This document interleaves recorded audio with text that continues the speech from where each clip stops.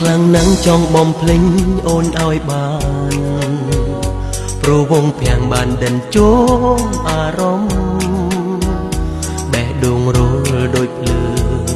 ឲ្យឆេះក្តៅងុំហេតុអ្វីខ្ញុំរំភើបម្លេះទេទឹកមុងស្អាតស្រស់ស្រទន់អូនមានមុនស្នេហ៍ពេលបាននៅបែរទ្រូងបងសែនអភ័យ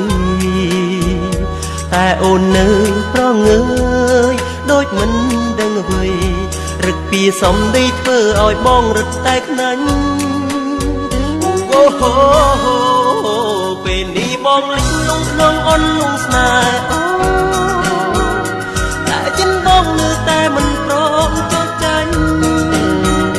អូនធ្វើងងក់បាញ់ឈឺគួរឲ្យបងខ្នាញ់